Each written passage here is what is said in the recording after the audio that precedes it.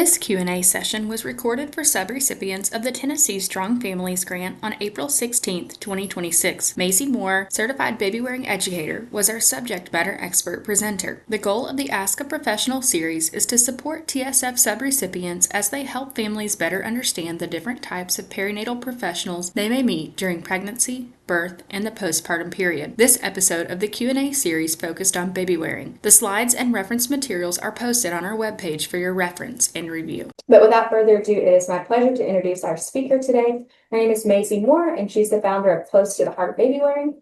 She's a certified baby wearing educator who's passionate about supporting families through pregnancy, postpartum, and early parenting with practical and hands-on guidance. Through her work, she equips parents with the knowledge and confidence to safely care for and connect with their babies, offering education on topics like baby wearing, postpartum recovery, and newborn care. Her approach is rooted in connection, empowerment, and meeting families where they are, helping parents feel supported, prepared, and confident during one of the most important transitions in life. So help me in welcoming Maisie. Go ahead and turn it over. Yay. Awesome. Thank you for that sweet intro, Brooke. So I'm Maisie. I'm a certified baby wearing educator and stay-at-home mom. So kind of like mompreneur. Um, I have a toddler daughter. She's 20 months. And a fun fact, I'm a big pickleball person. So my social media has a bunch of like PPA, like pickleball, like reels. It's really fun to go through. And thanks, Brooke. But yes, so I want this presentation to be as practical as possible as you all are supporting vulnerable families and like moms in all kinds of situations. So yeah.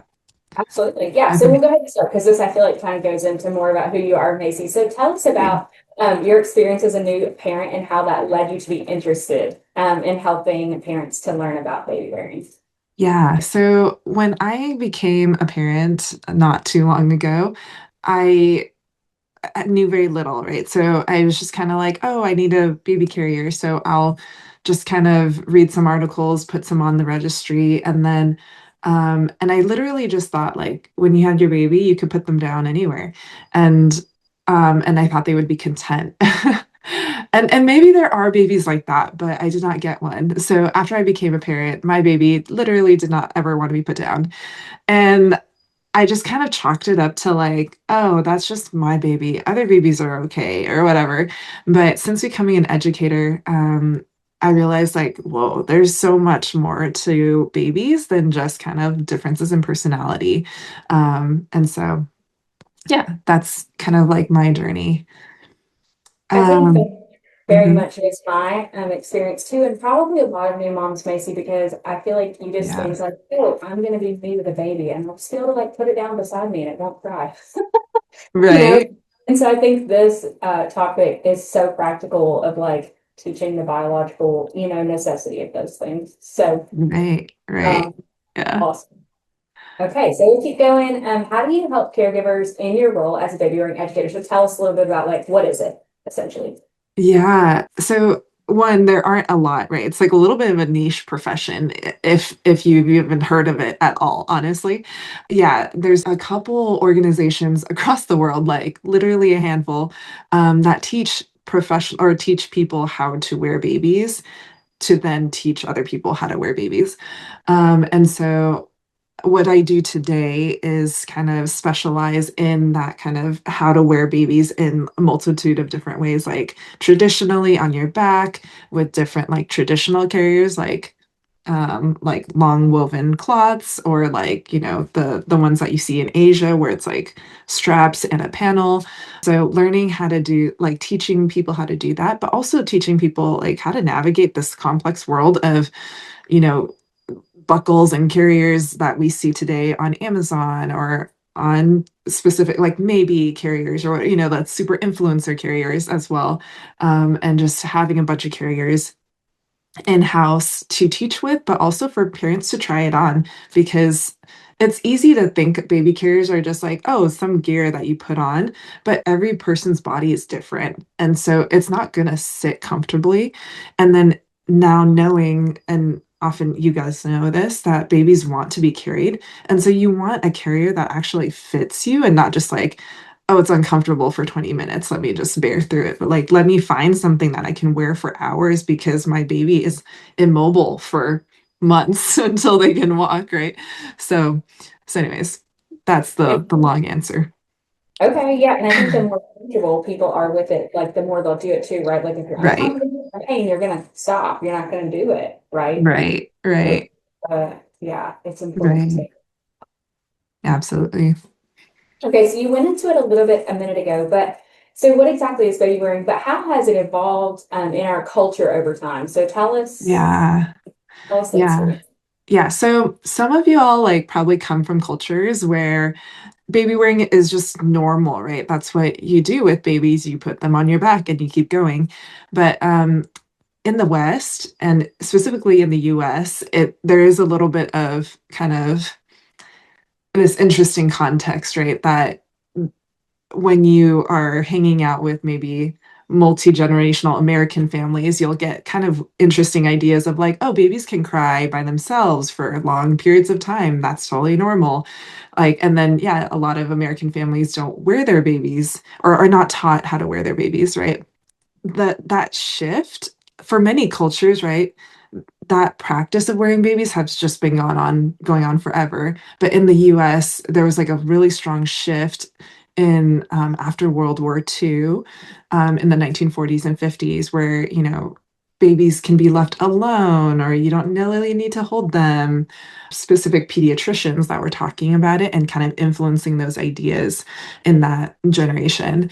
And so you just see a lot of babies kind of in kind of container like items like strollers or bassinets. In the 1960s in the US, that started to shift. Attachment theory became more and more prevalent. And also, there was like a woman that went to, through in the Peace Corps, she went to Togo, but she went out there and learned babies don't cry all the time over there. So she came back and brought back these ideas of baby wearing and started kind of trying to create her own carrier. And so she created this like brand called the Snuggly carrier. And you still see it actually in some of our consignment like sales that this carrier from the 60s called the Snuggly is like this asymmetric sling that was really popular in certain circles. So the combination of the snuggly and then also attachment theory, like researchers starting to kind of challenge that notion of babies are fine by themselves.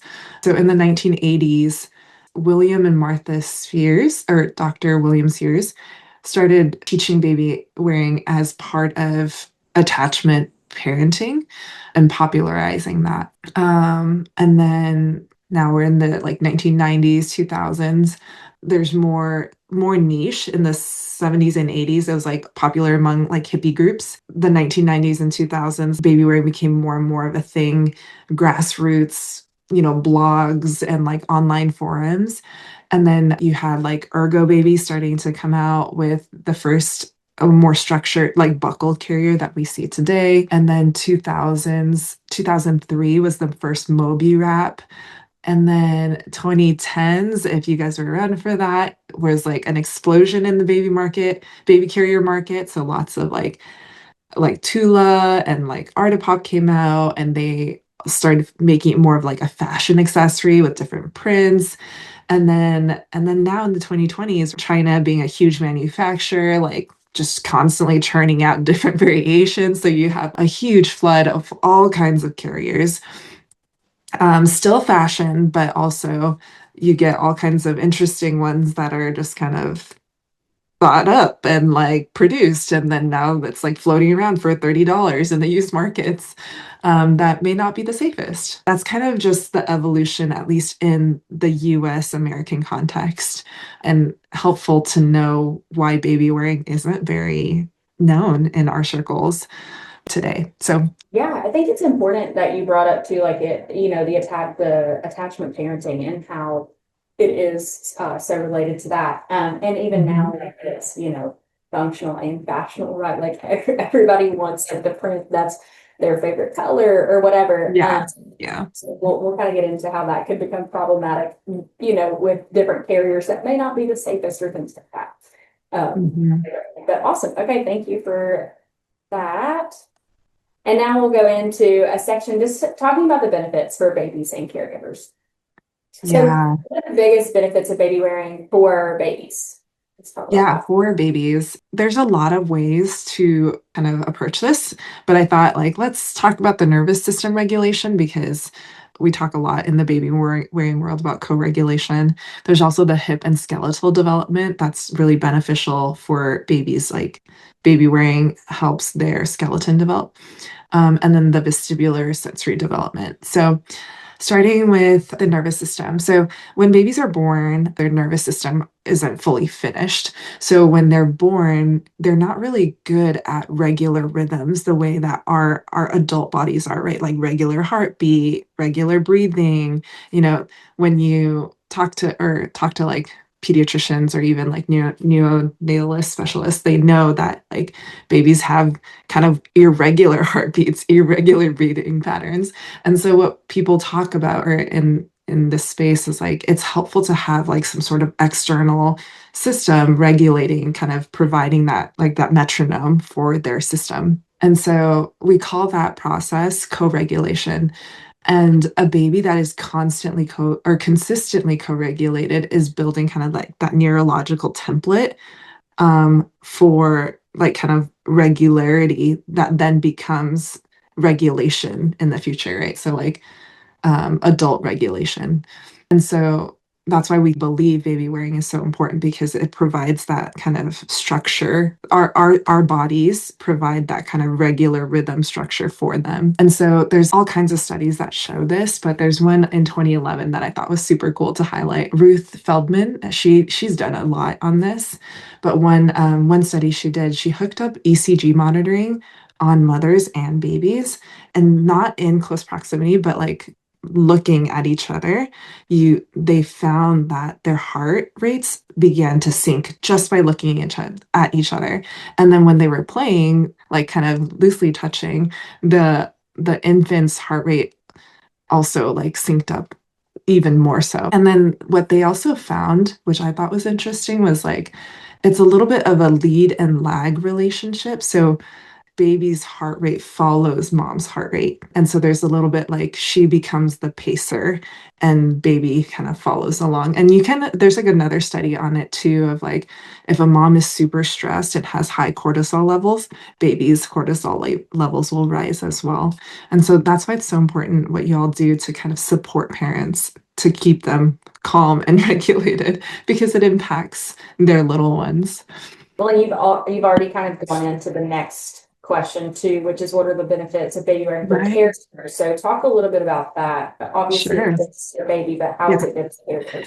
Right? Yeah, let's go back and forth because really like what I love and what I'm starting to realize as like a professional in this space is like we need to protect the dyad, really, right? Like it doesn't make sense to separate moms and babies because they ultimately are healthiest when they are together. And so yeah, like so one of the things we see in the research is that moms' bodies experience higher levels of oxytocin immediately. Like that's well documented, right? The skin to skin, higher levels of oxytocin in mom's blood, in her saliva, also in baby saliva as well. Mental health wise, right? When moms hold babies close, they have like lower postpartum depression scores. There's a study in 2023 where 100 pregnant women were split into two groups, like a control group and an intervention group. The intervention group were given an ergo baby carrier, and they were taught how to use it in their third trimester. And the control group was just given a book, like, this is a baby book and newborn care. And in that study, they came back, I think, what was it, 6 weeks postpartum, and tested both groups, right, for kind of depression and mental health. And the intervention group with the baby carrier had significantly less score or lower scores on the the Edinburgh postnatal depression scale. And then same thing with like clinical depression. They were less likely to meet the threshold for postpartum depression, the diagnosis for it. And so it's just interesting that like today we can see that there is like a mental health benefit to wearing. Um, and then wanted to just also highlight lactation support, right? The other hormone, right, involved in baby or in lactation is prolactin, and having babies close, triggering mom's body, like the hormonal systems, and also just kind of the constant like feeding to trigger mom's flow, is really like really helpful for lactation. And so I think I don't know if you have all met them, but like lactation consultants talk often about how baby wearing helps with increasing the likelihood of feeding long term. So they use it as a tool. Awesome. Well, yeah, I love all of that information on kind of just the history and then of course the benefits of Mhm. it. Now we'll move just a little bit more into some of the practical things. So we'll talk Yeah. about the types of baby wearing carriers, because again, like I have no idea how all of these things So existed. yeah. So we'll go through the six main types. All right. So let's start with the stretchy wrap. I brought them just so that you can kind of see it in motion. So the stretchy wrap. So you'll often see the stretchy wrap. It's very like passed around in the used market. Like, this is a very common carrier type. And I'm not going to talk about the brands. Like there are billions of brands under each type, but just like loosely, this is how to categorize them, right? So the stretchy wrap is something like this, where it's like a long piece of cloth and it stretches like kind of either one way or two ways. And we kind of categorize it further of like two-way stretch versus four-way stretch. Um, I'm not going to go into that today, but this is what it looks like. Funny enough, I don't have the May but it's like a panel with straps on like the top two parts of the panel and the bottom two. So then you wear it kind of the bottom straps go around your waist and the top straps go around your shoulders. Awesome. The woven wrap. Uh, the stretchy wrap was actually, I should have reordered these slides, Brooke. I totally forgot. But the stretchy wrap is based off of the woven wrap. So traditionally, uh, it came from like Eastern Europe, but people learned how to wrap babies with long pieces of fabric. And this one doesn't stretch as much. I mean, it stretches a little bit, but it kind of like looks like this, like where it's very, very just kind of like a table runner, just like a piece of cloth. The ring sling. They're kind of obvious. So the ring sling has rings and then a long piece of fabric attached to the rings, and then you just kind of have like fabric. And so this is one type of carrier that you wear asymmetrically, like on one shoulder. And then the obihimo. Um, this one's a Japanese derivative. So you'll see like um it really is just shoulder straps almost, and you put baby's legs through these straps and the caregiver's arms through the same straps. So you have no waistband. And does it always go on the back? Sometimes it goes on the front, but we generally wear it on the back. Yeah, and then should be buckle carrier. Yeah.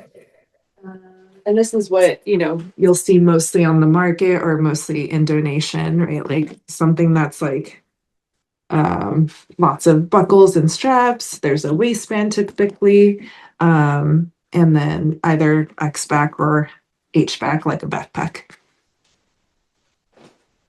So now we'll move more into like the safety and proper use for some of these things, because again, if you've never used it, you want to make sure that you're carrying baby in a proper way, and especially for some of our organizations, like if they want to help make recommendations or if they have Yeah, things that are donated or things like that, we want to definitely talk about safely. yeah. So let's kind of go into like the wearing part of it first, and then we'll talk about the actual carriers. But what does the Right. TIC school stand for, and how does it help ensure safe baby wearing? Yeah. Yeah, we often use kind of TICS as an acronym to remember the aspects of good, like safe baby wearing. So as most of you all know, like my baby is just a demo baby that has been stuffed. But when babies are born, right, they have very low muscle tone and really like very easily collapse on themselves, right? Like kind of just like fall into themselves or like fall out of themselves. So we want when you wear a baby to feel like a tightness or a compression against you and then or against caregiver. So they're not slumping into the carrier or slumping into themselves. So tight and snug. In view, right? Like we don't want babies to be like covered by the carrier because you want to be able to check up on them, see that they're breathing because they have irregular systems. And then you want them close enough to kiss, which is generally high up against your sternum. It's also more ergonomic that way for our bodies to not wear them too low. It like oh, is the next slide? Oh no, no, no, no. Okay, anyways, I'll just keep going. So you don't want to wear them too low. You want them like high up. It's just better for a number of reasons. Keeping their chin off their chest so they don't like kind of suffocate themselves by a collapsed airway. And then also they're supported back because their spine is still developing and it's actually not like an adult spine. It's actually like C curved. So we want that C curve supported. And I think you're probably gonna ask if the pictures were next, but it's after Right, ABC. right. Look Yeah, yeah, yeah. I was gonna ask that. at Um, those here. Yeah, so ABC may be a little bit easier to remember. So tell yeah. us ABC, and how does that support safe figuring? Yeah, yeah. So, right. That's we included this because it's like ticks can be so long. But just as a quick check, when you're like evaluating a family or a dyad that's wearing, just make sure like their airway is clear, that they're properly breathing, and then see circulation. We sometimes talk about kind of like making sure it's not too tight and also they're not wearing too much because you do want babies also have poor thermal regulation. So you want kind of proper layering. Don't like separate mom and baby with too many layers because baby still needs mom's warmth essentially. Um, So now we'll go into the common mistakes, and we'll yeah, show some pictures of some concern. yeah, yeah. Tell us about common mistakes. What do we So see? yeah, common mistakes is like wearing baby like really low, and maybe we can put up the pictures and we'll talk about it. Um, So, like, the middle picture demonstrates the too low. Like, we sometimes do wear baby low to feed them, but you don't want, like, it's not clear that she's feeding her baby. She's at the airport, and baby's just like dangling by the carrier. So, you want it higher, tighter, and more supported. The other one is so if you look at the picture on the left, it looks okay. I mean, it's like staged and everything, but what you kind of see is like baby's legs are kind of not their baby's thighs are not supported, and that's not actually a good position for hip development because hips are not baby's hips are cartilage, right? When they first are born. And so we want to have them in that spread squat so that their bone sits in the hip socket so that hip socket can grow around their femur bone and not like be hanging out of it. And that's the hanging out posture over a long period of time is what causes, like, not what causes, but like leads more to hip dysplasia. Um, oh yeah, sorry. I think I chose the forward facing for that, but same thing with the picture on the far right, that's also like you can tell like baby's thighs are not supported. We don't, as baby wearing educators, we don't fully endorse forward facing because of that ergonomic reason. And also, there's just so many reasons. It's just not natural for babies to be forward facing. They might like the stimulation, but it's not necessarily ergonomic for them or caregiver. Yeah. Uh, yeah. Okay. Okay. So yeah, so those are all definitely good things, like you said, to check for when a family is actually baby wearing. But now let's go more into like if one of our organizations were to get donations, right? So some people want to get rid of all their baby gear once their kids grow up. They may donate to a center like what these guys work for. What should they be looking for before accepting and, giving out those donated carriers? Right. Yeah. And yeah, Brooke and I have talked extensively about this. Like, y'all probably get a lot of baby carriers. And so what I would consider, what I would recommend doing, right, is making sure one, the safety labels and manufacturing tags are still all there, right? Because what people donate, they might not donate and often don't donate with an instruction manual, right? So you want to be able to reference like, how do I wear this safely? And to like, who made it? And can I look up the instructions online? And so making sure the tags are there will pretty much get you most of the way there. Um, so we encourage people to like even me, right? Like when I acquire a new carrier or an old used carrier, I do kind of check one, is it on the recall list, the Consumer Product Safety organization, just making sure it wasn't recalled. Um, does it have a strong sense of smell or other like perfumes, which can be, aggravating for babies? And then I would just double check like the buckles and the ladder locks, right? Just making sure all of the plastic pieces, the buckles like click and aren't sticky. And also that everything still like moves, the webbing moves through the ladder locks. So just making sure it's not damaged. And then for woven wraps or ring slings, things that are like long pieces of fabric, um, can we do, yeah, just making sure there isn't like holes or fraying. Um, and then that there isn't like the stitching on the like seams and stuff are all still good and not kind of undone. And also most ring slings and woven wraps, or mostly ring slings, will still like include safety labels as well. So I would probably consider, actually, I don't know. Ring slings and woven wraps don't necessarily follow the same safety standards because they, I don't know, there's like some politics involved in that. They don't fall in like the buckle carrier category. So anyways, I won't go into that, but just check to make sure that the woven wrap is still good as you would check clothing.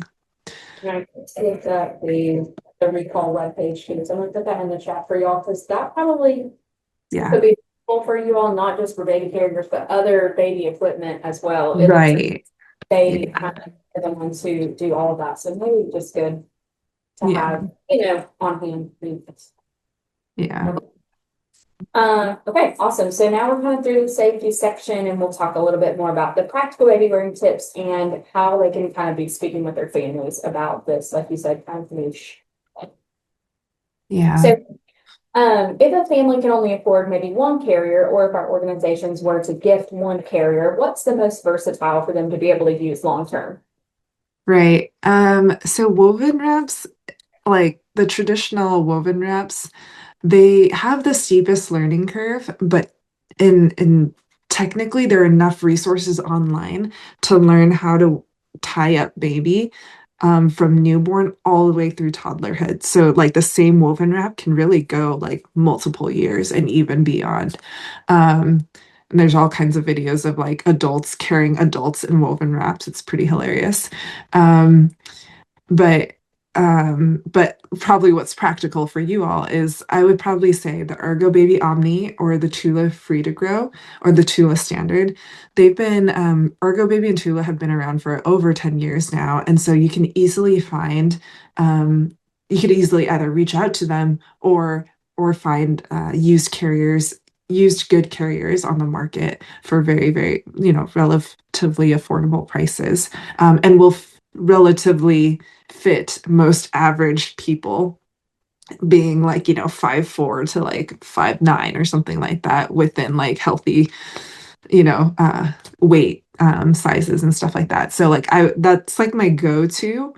Of course it will, if you have injuries or whatever, it'll those things yeah, you may need to consider those factors as well.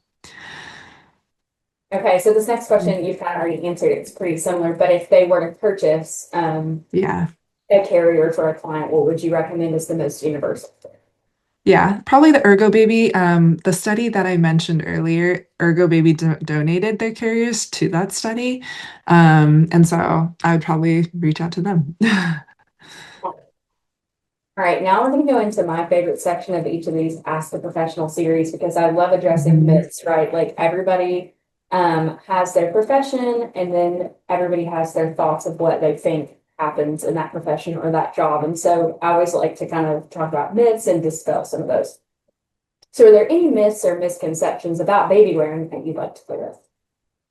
Yeah, so this is definitely a POV, right? So um, I believe it's a strong myth that I can learn or anyone can learn baby wearing easily via YouTube videos or reading an instruction manual. And like I've like and I thought that too. Honestly, I was like, let me watch, like I will learn how to stretchy wrap with a YouTube video. And I kind of mostly did. But now looking back, I'm like, man, it's I don't know. It was a hot mess, right? And then I had to rewatch it like 5 million times to learn the steps. And I think now looking back, I'm like, baby wearing is a physical tactile skill.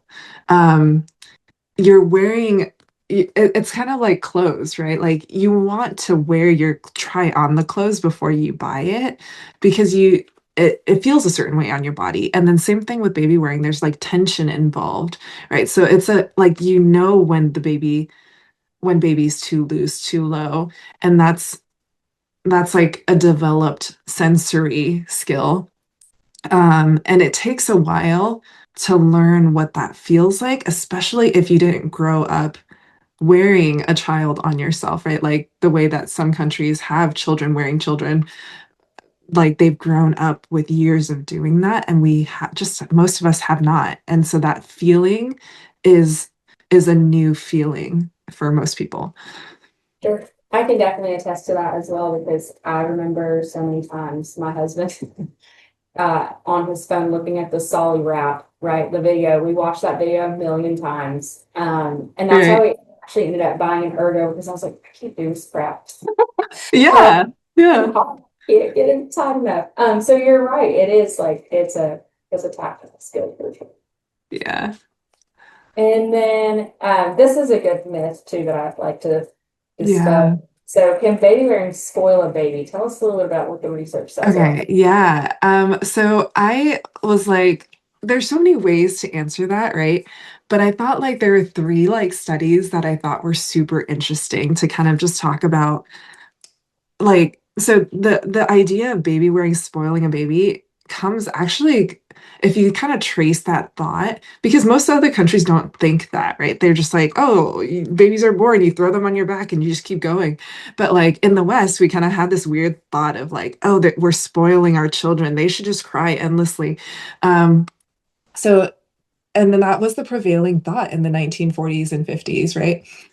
So this one what is it, what's his name again? Spitz. Um, oh, sorry, let me look up. Yeah, Renee Spitz. He he was challenging that idea in the what was the year? 1945. So he designed a study-ish, like, or just did a comparative study in two different environments and just kept visiting these places. So there was a prison nursery where babies were born to incarcerated mothers.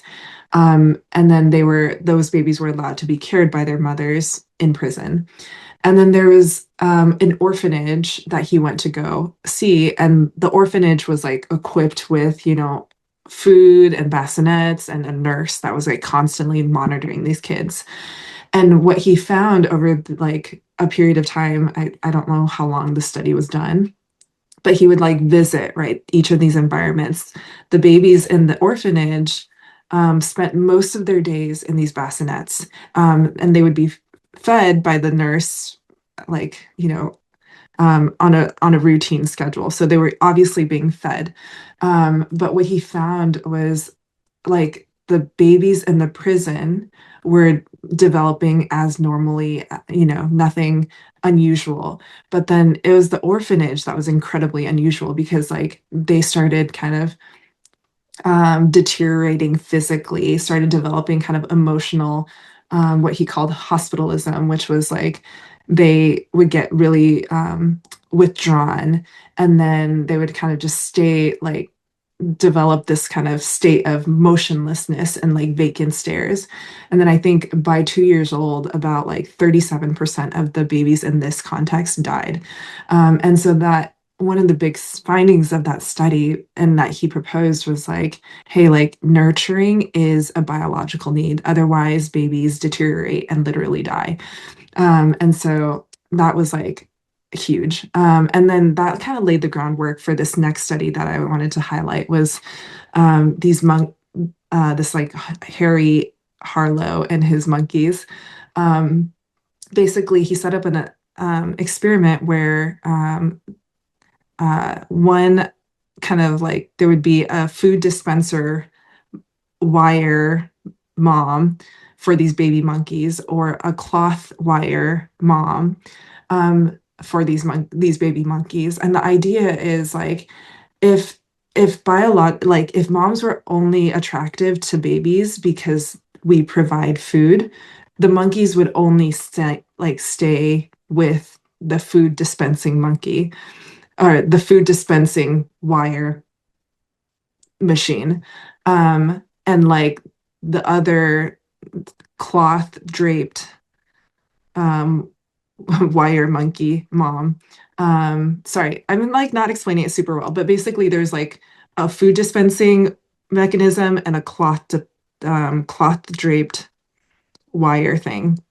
And the baby monkeys were just supposed to kind of like hang out in that space. And so what they found was the baby monkeys did not spend all their time next to the food dispensing thing. They actually spent most of their time with this like cloth draped wire monkey thing on the right hand side of that picture. And then they would occasionally come back for the food and then go back to the cloth monkey thing. Yeah, it's super interesting, which kind of again further validates this idea that like nurturing and comfort is like a biological need for a lot of mammals or beings.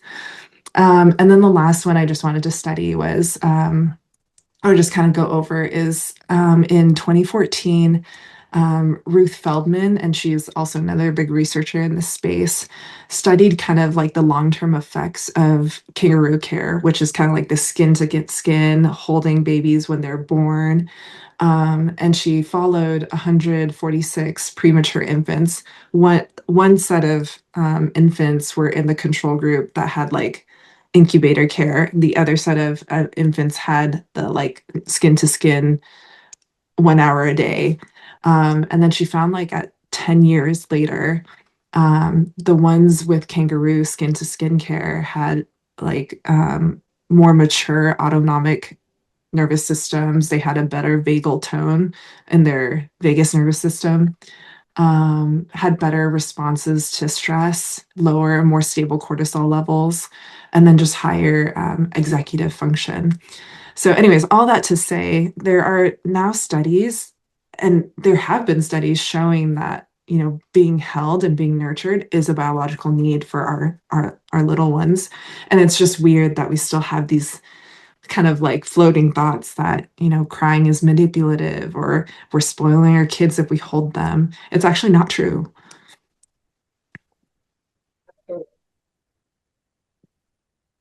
So interesting. Yeah, right. Okay, and then we'll kind of move into the last section. So we kind of talked about all the benefits, all the safety things, all the reasons we should do it right. So now we'll kind of go into a little bit more practical. Yeah, How can someone find a qualified baby learning educator or consultant? yeah. I'm curious. So I'll go ahead and let you. Yeah, so there's actually there aren't a ton in the US. So there's probably like I'm guessing like 200. Like there isn't a lot. So in Tennessee we actually have currently we have three. And to get certified is like its own like we actually just opt in and like pay for our program. And so the three so in Memphis, Catherine, she has a similar kind of, most of us are just small business owners, just kind of like collecting carriers, teaching in the community. So Catherine in Memphis.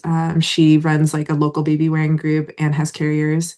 Jessica Neely uh, has she I think is now a lactation professional, but is also trained in baby wearing. I don't know how much of a carrier collection she has, but you could definitely go to her if you're in the Nashville area or in mid Tennessee. And then I'm here in Knoxville. And we have a free baby wearing group. I'm also in the community, just kind of bringing my carriers and letting people try it on. Um, and yeah, We're trying to get all those into the chat too, but I'll send them in the follow. sweet, sweet. Yeah. And then I'll go back and put yours in this stuff, Maisie. Okay, so we'll go ahead Oh, and yeah. restart the questions. And Maisie, this was the one question that you wanted to make sure that we put in. So, Yes. if there's one piece of advice you could give to new parents about baby wearing, what? Yeah, I don't like, yeah, there's so many, right? But if I had to choose one, like if you remember nothing else in this presentation, I would say keep the dyad together, right? Don't separate the dyad. Moms and babies are healthiest when they have the best health outcomes when they are together. And so I would just focus on supplying gear that helps them bond and stay connected. Um, yeah, and that's that's the big thing. Okay, and then so what are some other online or in-person resources that you can talk about, connected with baby wearing educator, but if they're not in one of those areas, or don't have, the access to Sure. learn, what are some other resources? Yeah, so I got certified with the Center for Baby Wearing Studies. They do have free resources, kind of like, different carriers, how to check for safety, blah, blah, blah. So you can go and grab some online downloadables. Let's Talk Baby Wearing. She's like a famous baby wearing influencer online. She's created a ton of resources in the last 10 years of her kind of creating her company and everything. So I would definitely point parents to her. And then also, yeah, just Catherine, Jessica, and I, we also provide virtual support as well. So, get on our calendars, email us, DM us. We love to help. Most educators are like bleeding hearts. Like we're just happy to help people. Yeah. I think that was all of the pre-planned questions that we've had. Oh, Um, wow. But I will go ahead, let me stop sharing, and then I'll open it up for people to ask their questions. Please feel free to come off mute, put anything in the chat that you'd like to ask Nosy. And I'll also drop those other resources in the chat for you all too, but follow you or something.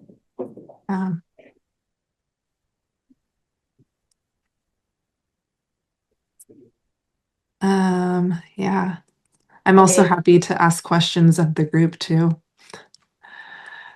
Um, Estella oh, said it's very okay. informative. Thank you. Oh, I'm Also, so glad. Thank you.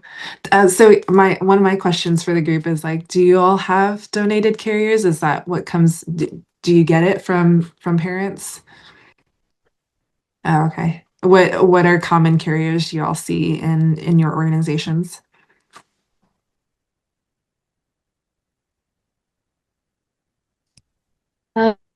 Really don't get donated carriers. We actually Oh, okay. serve a lot of Latinx, Oh no. oh, your audio and went so a out. lot of them actually have like their own makeshift carrier.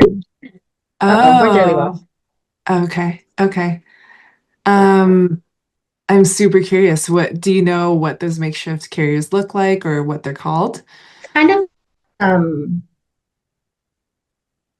I forgot the name of it, but the one you mentioned a lot. Oh, okay. Okay.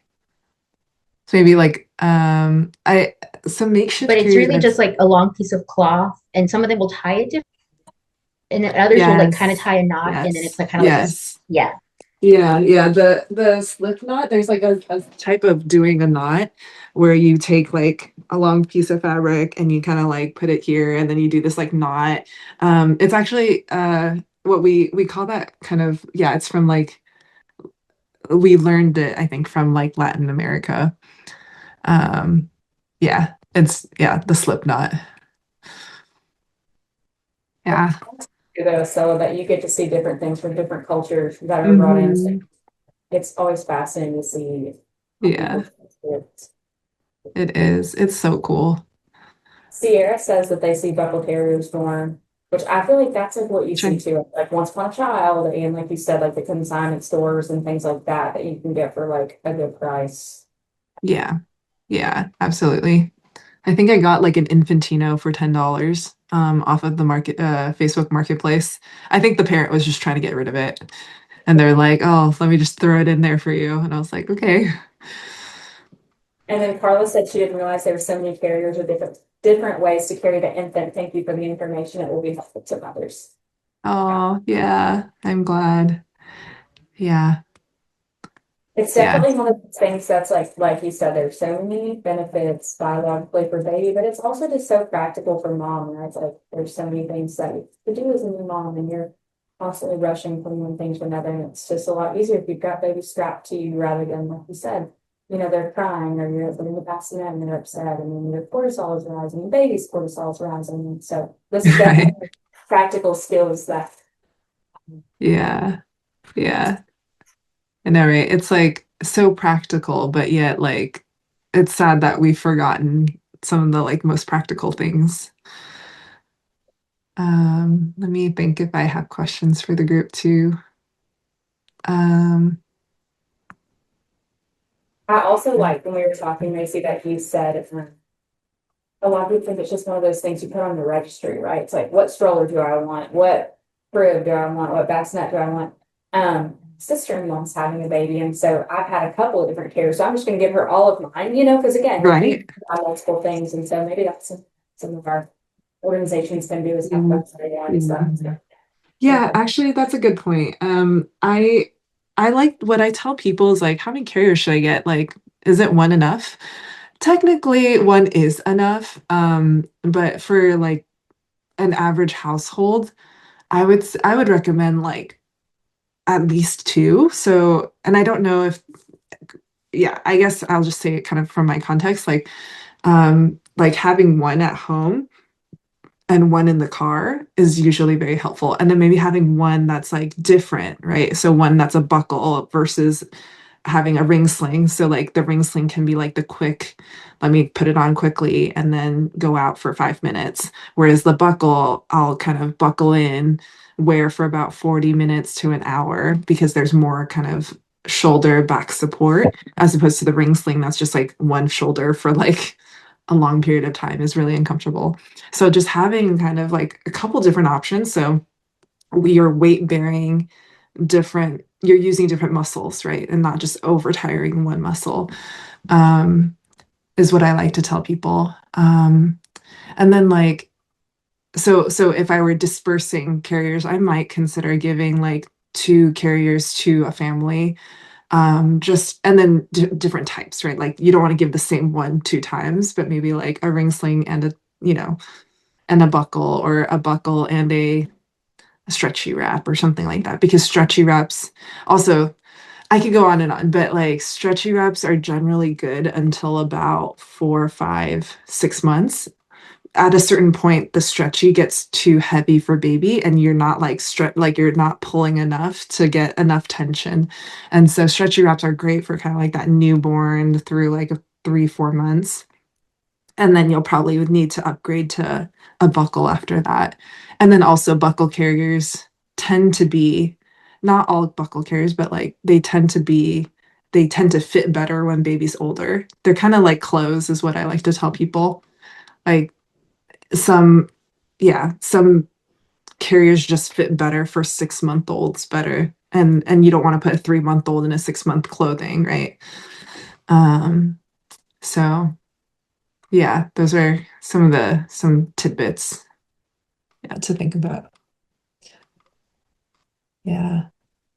we don't have questions in the chat, and we only just got a few minutes left. So we can go ahead and close up, and then we can, of course, hang on more if you guys think of anything else for a few minutes. But I did just want to say thank you so much, Macy, for answering all our questions today about baby wearing and for being here with us and Yeah. spending time with us. And thank you all for listening. Yeah. And great questions. And I will send out all the resources and a baby ring guide that you can use with families. Just Yeah. their basic and our family evaluation and all that good stuff. So look forward to my email. And Awesome. we hope to see you all soon. Let us know if there's anything else we can support you with. Y'all have Yeah. a great afternoon. Thanks for coming.